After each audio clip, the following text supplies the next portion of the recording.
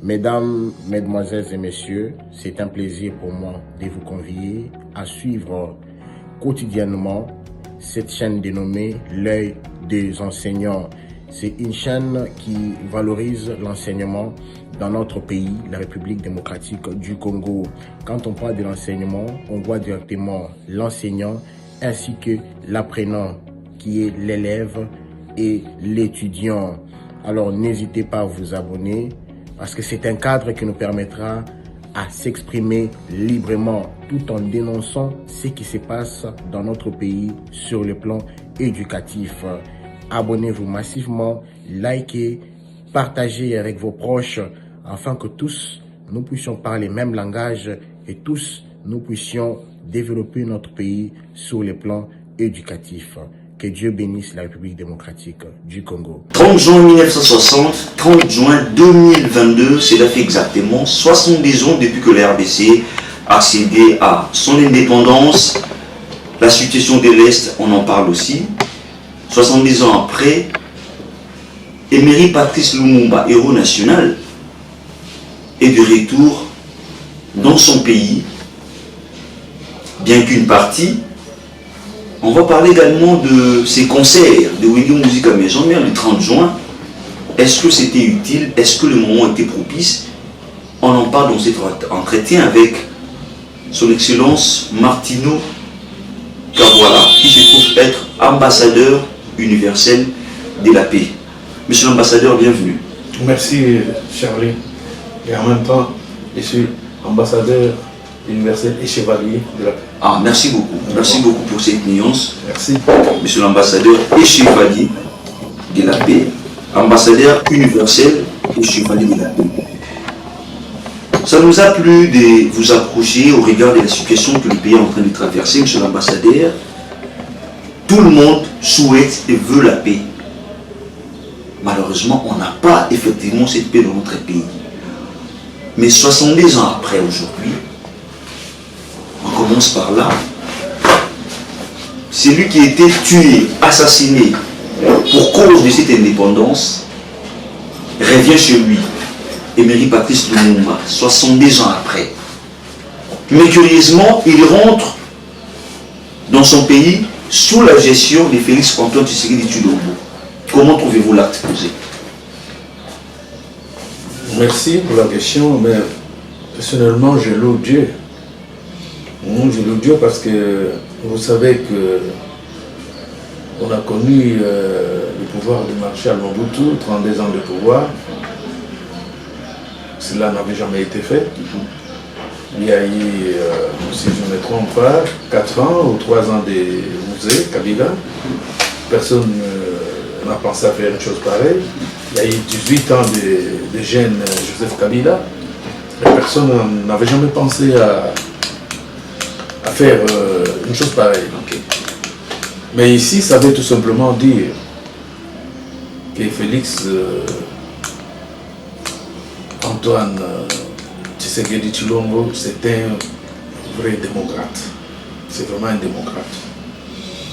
Tu vois, quand tu regardes l'âge de Marshal Mobutu, tu regardes l'âge de Musée, Laurent, et bon, que celui qui vient faire ça aujourd'hui, il faut bien reconnaître par cet acte, par ce geste que Félix a été dans une très bonne école de la démocratie, enseignée par son père Étienne Tshisekedi Tshilombo. Okay. Aujourd'hui, il prouve à la face du monde. Parce que si nous parlons, pour repartir de l'histoire de notre pays, c'est depuis 1960 qu'on a eu l'indépendance. Mais Lumumba n'a pas fait l'université. Lumumba, c'était un autodidacte. Okay. Mais il avait... Je n'ai pas les mots exacts. Et que Lumumba était en avance par rapport à beaucoup des Africains et beaucoup de Congolais, okay, parce qu'il s'agit de notre pays, et que ce sont les choses que les Blancs ne voulaient pas que les Africains ou les Congolais et leur liberté, leur indépendance totale. Ok. Et Lumumba avait déjà ça en lui. Mais moi, par rapport à la question, ce qui fait mal, que Lumumba a été tué, mais on a utilisé ses propres frères pour les tuer. Ok. Et que voilà, 62 ans après,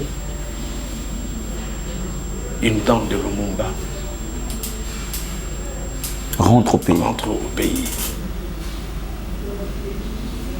Chapeau au président Félix-Antoine Tshisekedi. Il a marqué l'histoire.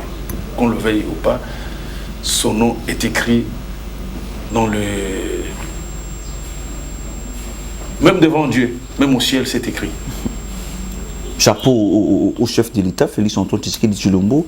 Mais pensez-vous, monsieur l'ambassadeur universel et chevalier de la paix, Martino Kavoala, que la RDC va soudain faire passer ces chapitres de tout ce qu'elle a connu avec la Belgique, les atrocités que la RDC a connues avec nos aïeux, juste avec la restitution de cette... Non, on pourrait tout oublier et effacer. Non. Merci de la question. Non, on ne peut pas tout oublier, hein, mais vous savez, l'histoire reste l'histoire. On ne change pas l'histoire. Okay. L'histoire de Lumumba reste et restera toujours. Le mal que les Belges nous ont fait, parce que vous posez cette question, le roi belge est venu dernièrement, il n'y a même pas un mois. Okay. Il n'y a même pas un mois.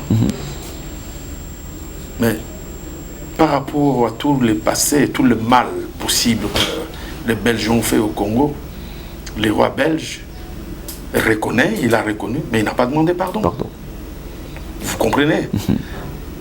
Nous parlons français, le français ce n'est pas notre langue, c'est une langue qu'on a apprise. Okay.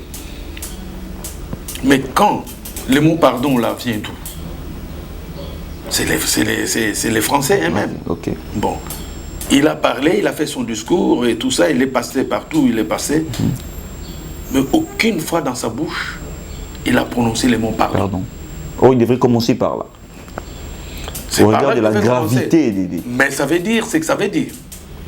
Ça veut dire ce que ça veut dire. Ok. Vous savez, bon, vous avez dit, on a parlé ici, on ne veut pas effacer l'histoire. Okay. Les Belges ont coupé les mains de nos frères et sœurs. Nos ancêtres. Nos ancêtres, tout ça. Ils sont conscients de ça. Même j'ai vu là qu'on a remis quelques effets qu'ils avaient volés, parce que c'est le mot qu'il faut dire. Oui. Hein? Mais sans pour autant demander pardon. Donc, toutes ces choses-là, doivent il faut qu'il y ait une réparation. Ok. Il faut qu'il y ait une réparation. Mais je ne sais pas quand est-ce qu'ils se décideront un jour de faire ça. Mais l'histoire reste têtue. L'histoire reste têtue. Monsieur l'ambassadeur, la date du 30 juin englobe beaucoup d'événements. Même au stade actuel, il y a beaucoup d'événements qui l'entourent. D'abord, je dois rappeler que le pays était en deuil. De 3 jours depuis lundi, les drapeaux étaient en berne, justement pour honorer la mémoire de Lumumba. Mais il y a une nuance que certaines personnes n'ont pas apprécié. Lumumba est aujourd'hui honoré, mais Lumumba n'était pas tué seul. Lumumba a été tué avec ses compagnons. Nous citons Polo, Maurice et Okito. Mais aujourd'hui, Lumumba est plébiscité, Lumumba est reconnu. Les deux autres là sont apparemment négligés et leurs familles sont aussi dérangées par rapport à ça. Est-ce qu'il y a une démarche qu'on peut entreprendre pour que les deux autres familles ne soient pas lésées? Mais c'est la politique de Belge, parce que quand vous parlez d'un Paul Maurice, avec... Joseph Okito. Oui, avec Joseph Okito, mais ce sont des héros. Parce qu'on les a tués à la même minute, aux mêmes secondes que Lumumba. Ok. Pour la même cause. Ok. Mais je pense aussi que c'est... Si je peux dire, ça peut être une erreur de notre part aussi, hein, parce que on doit reconnaître ces deux personnes-là. préparer aussi, parce que sinon, leurs familles vont se sentir lésées. Tu vois, c'est pas normal. Okay. Parce qu'ils sont morts pour la République démocratique du Congo. Et ils doivent être reconnus au même titre que Patrice Emery Lumumba. Tu vois, bon, j'ai déjà entendu une fois, même leur famille, quelques membres de leur famille ont eu à se plaindre aussi une fois. Ils ont déploré, oui. Oui, ils ont déploré, mais ils ont parfaitement raison. Okay. On ne peut pas balayer d'une main ces gens-là qui... Jésus est mort à côté de lui avec les personnes, les voleurs, les assassins, n'est-ce pas? Oui. Mais dans l'histoire, on parle de Jésus, mais on nous enseigne toujours ces gens-là aussi qui étaient à côté de Jésus. Donc, on doit reconnaître les deux autres là. Il faut les reconnaître. Aujourd'hui, monsieur l'ambassadeur, pourriez-vous nous dire que si Lumumba ressuscitait et qu'on lui demandait de prononcer un discours, il va changer le discours au regard de la situation que le peuple congolais est en train de vivre 70 ans après? Non, Lumumba, s'il pouvait revenir sur cette terre des hommes, Lumumba n'allait pas changer son discours. Parce que nous sommes en train de vivre, on est en train d'aller sur des choses que Lumumba s'est battu. Et les Blancs eux-mêmes ont compris, mais parce qu'il y a même des langues. Chez les Blancs même, entre eux maintenant, il y en a qui commencent à reconnaître Lumumba, que c'était un grand. Lumumba était un grand. Les Blancs reconnaissent eux-mêmes aujourd'hui qu'ils ont assez dipé l'Afrique, et surtout notre pays, République démocratique du Congo. Toutes ces guerres, de multiples guerres, conflits de gauche à droite, c'est voulu par les Blancs. C'est une façon tout simplement de voler nos richesses, nos minéraux et tout ça. Et c'est voulu, ce n'est pas par hasard que vous voyez tout ça. Mais pourquoi en Europe, il n'y a jamais eu de coup d'État en Europe? Pourquoi il n'y a qu'en Afrique? C'est mon Afrique. Ben, vous comprenez que c'est le jeu des Blancs. Les jeux des Blancs, mais aussi par un certain niveau, notre naïveté aussi, parce que le monde était tué, mais il y avait aussi des traîtres au niveau national qui l'ont facilement livré, monsieur l'ambassadeur. Oui, mais oui, je n'en disconviens pas, je viens de te dire, je l'ai dit tout à l'heure, j'ai dit que pour éliminer Lumumba, on a utilisé nos compatriotes, c'est ce qu'on a utilisé. Quand on a éliminé Mosée Laurent Désiré Kabila, on a utilisé toujours nos compatriotes. Donc, vous comprenez le jeu des Blancs. Okay. Donc, c'est ça. Mais c'est qui est en nous-mêmes, nous, les Africains, nous, les Congolais, de nous réveiller. Tu vois? Okay. Parce que moi, j'ai l'impression que c'est une rotation qui est en train de se faire. Okay. Depuis Lumumba, depuis 1960, et tout ça. Jusqu'à nos jours. Quand les Blancs font leur jeu, on tue un président, celui qui vient, on l'appelle l'homme fort. Et la plupart de nos présidents, ils prennent notre fortune, notre richesse, ils vont investir chez le blanc. Mais combien de blancs là, combien de présidents européens viennent investir chez nous? Mais pour dire vrai, moi, je suis tout le temps dans les avions, moi j'ai fait l'Europe, j'ai fait les États-Unis, je suis allé partout, au Japon et tout ça. Mais pour dire vrai, nos compatriotes, nos frères et sœurs congolais et africains qui sont en Europe, ils ne font que des chibouilles là-bas. Ok. C'est la vérité. Okay. Qui te dit qu'il est en Europe, il travaille il quitte chez lui le matin bien cravaté, costume, et puis il est dans un bureau climatisé. Qui peut vous dire ça? Ils ne sont toujours pas honorés. Mais c'est ça. Ce qui était le combat même de Lumumba. Lumumba, ça c'était un grand. Bon. Mais ce qui étonne est que Lumumba est un autodidacte. Mais tu vois déjà cette longueur d'onde qu'il avait déjà dans l'esprit à lui. Son état d'esprit. Son état d'esprit. Tu vois? Oui. Lumumba, on peut tout dire, c'était un grand révolutionnaire. Et le blanc avait déjà compris qu'il fallait l'éliminer parce qu'il allait réveiller tous les Africains. Alors, mais les blancs eux-mêmes reconnaissent ça. Ils reconnaissent ça. Mais Dieu est Dieu, il reste Dieu. Comme ils n'ont pas pu effacer l'histoire de Lumumba et l'histoire de Lumumba demeure jusqu'à aujourd'hui, même les enfants qui viendront après, ils liront toujours l'histoire de Lumumba. Mais quand on montre même les films de Lumumba, qui sont en train de maltraiter Lumumba? Les blancs cachés, mais ce sont nos compatriotes. Qu'on a utilisé. Qu'on a utilisé, tu vois. Et voilà. Monsieur l'ambassadeur, on va demander de certains Congolais en rapport avec ces grands concerts qu'on a invité les Congolais aujourd'hui, jeudi 30 juin. Un concert dit de réconciliation des individus, des artistes du clan Wenge, le 30 juin, jour de l'indépendance, et au regard de la situation que le pays est en train de traverser. Quelle est votre lecture? Bon, je vous dis personnellement, moi personnellement, je trouve que le moment est très mal choisi. Pourquoi? On ne peut pas jouer avec un grand pays comme notre pays. Déjà, on a de multiples problèmes, on a de sérieux problèmes, on est agressé et tout ça. Mais aussi, quel parallélisme y a-t-il entre les individus et un jour dit férié où les Congolais commémorent, célèbrent leur indépendance? Est-ce qu'il y a vraiment les liens? Mais je vais te dire une chose. Je l'ai passé dans l'armée. Ok. Ça, c'est insulter tout un pays. Je ne veux pas citer les noms aussi, mais je pense qu'il peut y avoir un grand, parmi les grands, un musicien, là où il est, il ne peut pas être content. C'est un licencié en économie. Il ne peut pas être content de ce qui se passe maintenant. Okay. Parce que j'ai eu un jour à causer avec lui. Il me dit ceci.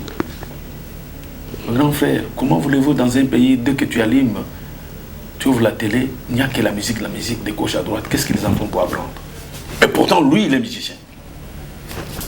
Il m'a dit ça. Ok. Je crois que vous comprenez de qui je parle. Effectivement. Je comprends bien. Même les téléspectateurs comprennent de qui il s'agit. Il est licencié en économie. Artiste et musicien. Oui.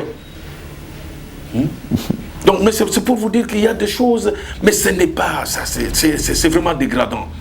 Hein?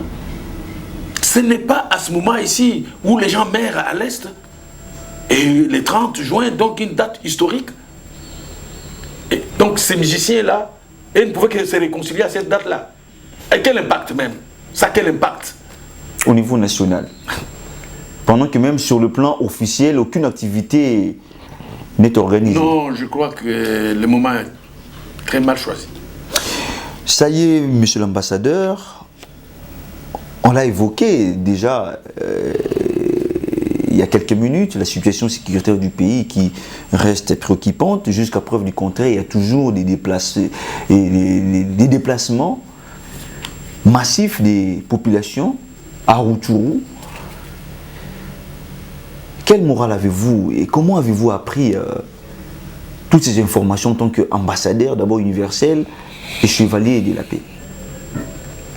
Bon, je n'ai pas de morale, hein, parce que tout ce qui se passe là, chaque jour, les gens meurent à l'Est, c'est devenu... et ce qui fait mal, là où le vent blesse à la face du monde, parmi les premiers pays d'Afrique centrale d'avoir eu les avions Mirage. Donc, le Rwanda là, je ne sais pas s'il a une force, s'il a l'armée de l'air qui peut inquiéter notre pays, mais tout ce que je peux dire par rapport à ce que ça fait très mal, mais je demanderais tout simplement qu'on puisse ravitailler, qu'on puisse donner des moyens à notre armée.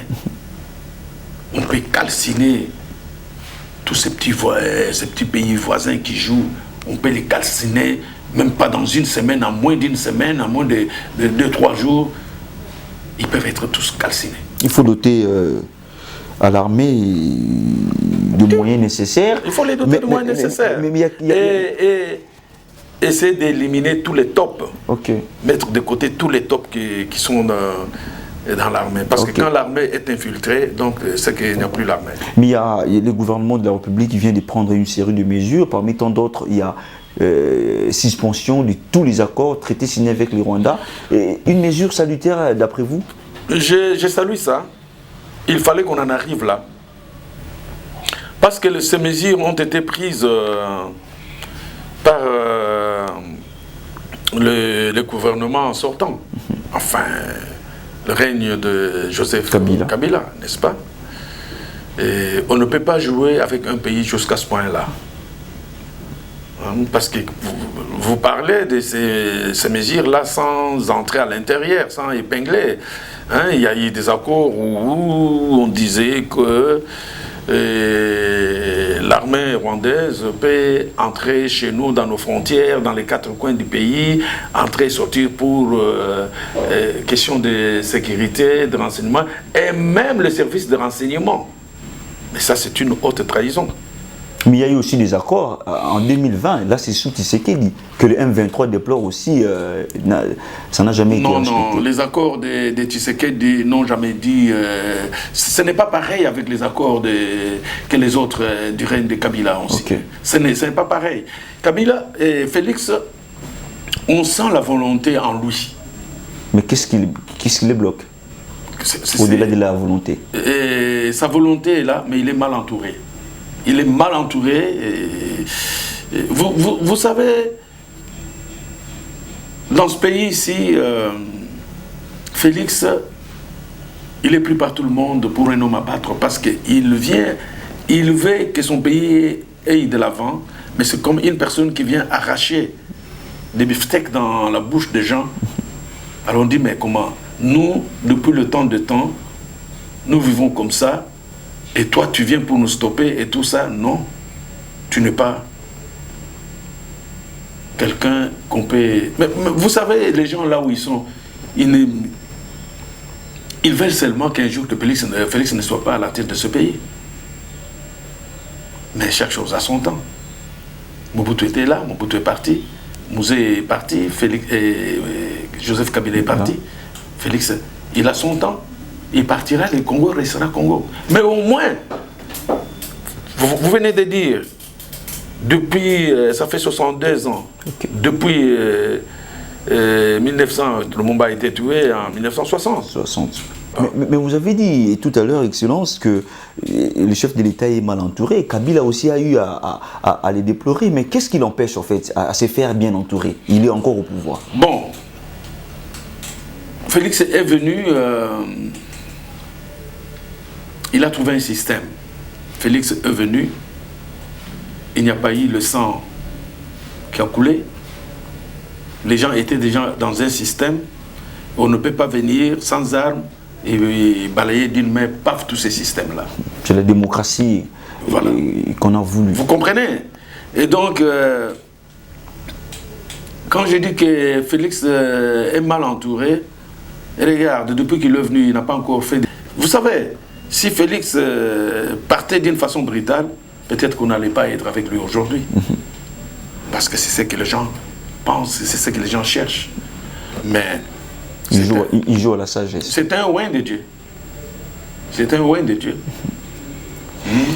Monsieur l'ambassadeur,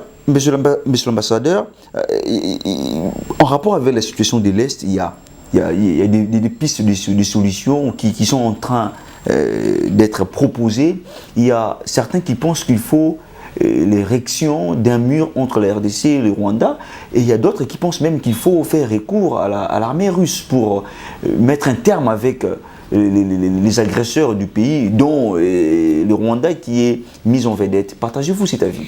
Bon, je pense que la première des choses, il faut d'abord couper, ça c'est moi, ça n'engage que moi, ça c'est mon point de vue, il faut couper la relation diplomatique. En diplomatie, parce qu'on parle de diplomatie. En diplomatie, quand tu as les couacs, quand ça ne va pas, on coupe d'abord les relations diplomatiques.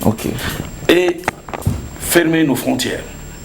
Et je pense que dès qu'on passe par ces points-là, les deux points-là, le reste peut venir après. Tu sais, une fois que les relations diplomatiques sont coupées, frontières fermées, parce que Rwanda ne vit que de ceux qui viennent de la République démocratique du Congo.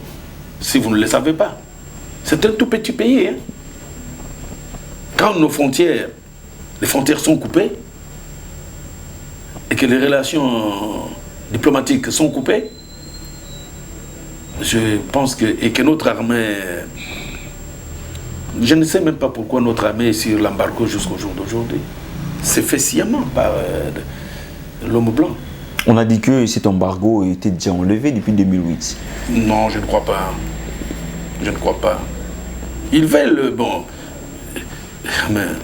C'était donné d'une manière, je dirais, maligne. Poutine, vous avez parlé de Poutine ici, non? Oui, qu'on fasse recours à l'armée russe. C'est Poutine qu'on fait allusion. Bon, je n'ai pas... Bon, et lui, il a sa façon de dire aussi, hein, parce qu'il semble qu'il veut que l'Afrique retrouve son indépendance totale, Oui. hein, qui est confisquée par l'Occident jusqu'au jour d'aujourd'hui. Eh ben, moi, je ne vois pas le mal en ça. Hein.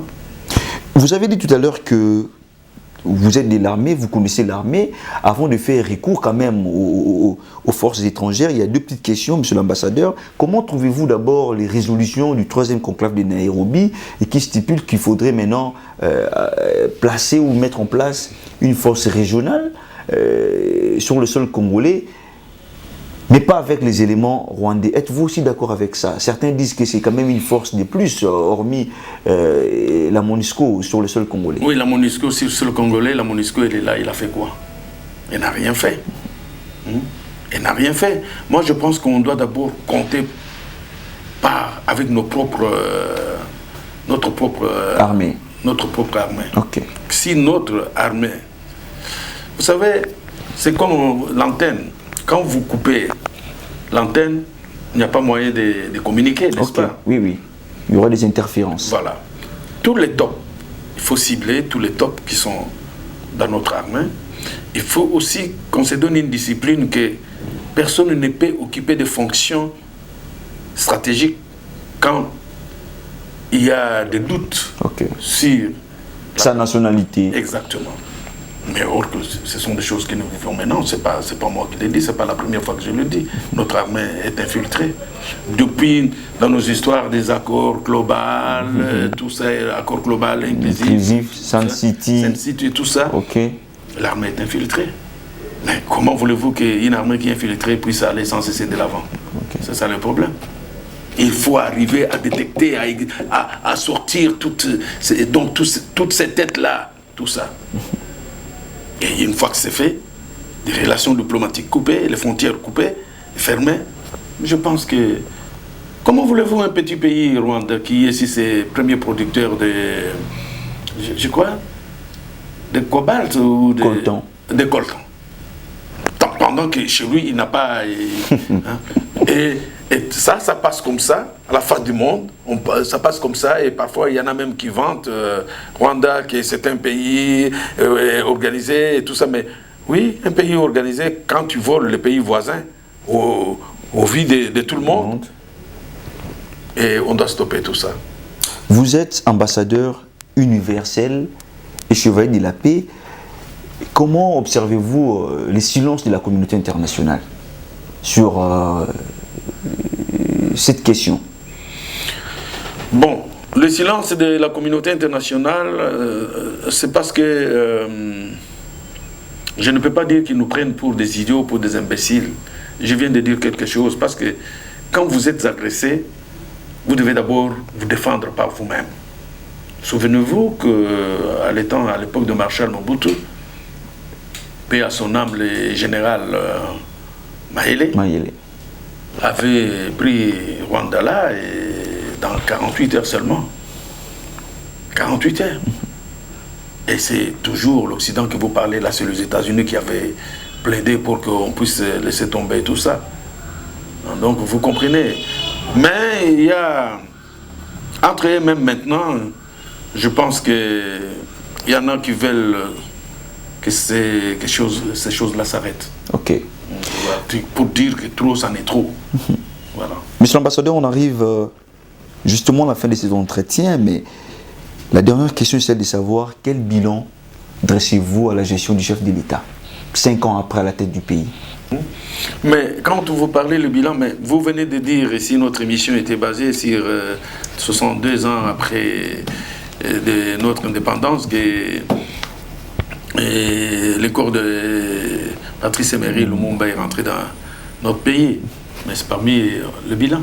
Il y a eu gratuité d'enseignement, des études pour les enfants, et tout ça. Il y a eu la liberté dans son vrai sens du mot. Et il y a beaucoup de choses qui ne pouvaient pas se faire hier, qui sont en train de se faire aujourd'hui. Est-ce que hier, vous pouvez inciter à la chaîne, devant vos chaînes, ou même dans les réseaux sociaux, vous pouvez inciter Kabila et circuler dans cette ville ici? Et on sent la volonté. Et il y a eu, j'ai entendu à la banque du Congo, qu'il y a eu des exploits qui ont été réalisés, qu'on n'a jamais réalisés pendant les 18 ans des autres, de Joseph Kabila. Mais le retombé de tout ça, à la vie quotidienne des Congolais, ça ne se fait pas sentir. C'est ça les grands problèmes. Oui, mais ça ne peut pas se faire sentir comme une baguette magique. Du coup, c'est tout ça. Mais tout ça, qui sont jusqu'au jour d'aujourd'hui dans les têtes des entreprises? C'est toujours les gens de Kabila d'hier. Le président, il peut parler, il peut faire ça, mais aussi longtemps que ces gens-là ne sont pas remplacés. Même nos politiciens qui crient du matin au soir, quand on veut maintenant qu'on baisse le prix des articles, des choses, qui est-ce qui met même l'accent sur ça? Personne ne met l'accent sur ça. Tu vois? Donc le président se bastelle de gauche à droite et tout ça, mais c'est d'abord le mental de l'homme. Ok. On va se terminer avec cette question devant la caméra, sans état d'âme. Monsieur l'ambassadeur universel et chevalier de la paix, Martino Kavoala, d'après vous, qui reste le meilleur président de la République démocratique du Congo parmi tous ceux qui l'ont eu à les diriger, même l'actuel? Bon, merci pour la question. Moi, je peux vous dire que le meilleur président jusqu'à présent, je peux dire que Félix, parce qu'il jusque-là, il n'a pas volé. Tu vois, il n'a pas volé. Et que pour même vraiment bien définir ça, il faut qu'il ait aussi même 1 ou 2 ou 3 mandats comme les autres. Parce que pour comparer Mobutu qui a fait 32 ans, on ne va pas les comparer avec Félix qui n'a à peine que 4 ans. Et c'est l'année prochaine qu'il pourra faire 5 ans. C'est difficile à comparer, mais Mobutu a fait son temps. Mais en dehors de Félix, on ne peut revenir que sur Mobutu. En dehors de Félix, on ne peut revenir que sur Mobutu. Mobutu, on a dit qu'il était dictateur, mais c'était la politique des Blancs qu'il faisait. Mais il a réalisé beaucoup de choses aussi. Félix est en train de donner la chance à tout Congolais de s'exprimer librement. Et si peut-être que les gens ne mangent pas jusque-là à leur faim, mais ça va venir. Ça va venir. Mais je pense aussi qu'il faut libéraliser la douane. Okay. Parce que tout ce qui se fait ici, c'est la douane dans notre pays qui est à la base un peu de tout ça. Il y a des arrêts alimentaires, ça ne peut pas être cher. Ça ne peut pas, à la douane, on doit presque fermer les yeux et tout ça. Donc, pour atterrir et terminer, jusqu'à présent, dans ces 4 ans de règne, je pense que c'est Félix Tshisekedi Tshilombo. Mesdames et messieurs, je rappelle que nous avions reçu pour vous, monsieur l'ambassadeur universel et chevalier de la paix, Martino Kavoala. Monsieur l'ambassadeur, merci de nous avoir accordé votre précieux temps. Merci, c'est moi qui vous remercie, Charlie. À vous, chers téléspectateurs, le rendez-vous est pour la semaine prochaine, avec le même plaisir. À bientôt. Mesdames, mesdemoiselles et messieurs, c'est un plaisir pour moi de vous convier à suivre quotidiennement cette chaîne dénommée L'œil des enseignants. C'est une chaîne qui valorise l'enseignement dans notre pays, la République démocratique du Congo. Quand on parle de l'enseignement, on voit directement l'enseignant ainsi que l'apprenant qui est l'élève et l'étudiant. Alors n'hésitez pas à vous abonner parce que c'est un cadre qui nous permettra à s'exprimer librement tout en dénonçant ce qui se passe dans notre pays sur le plan éducatif. Abonnez-vous massivement, likez, partagez avec vos proches afin que tous nous puissions parler le même langage et tous nous puissions développer notre pays sur le plan éducatif. Que Dieu bénisse la République démocratique du Congo.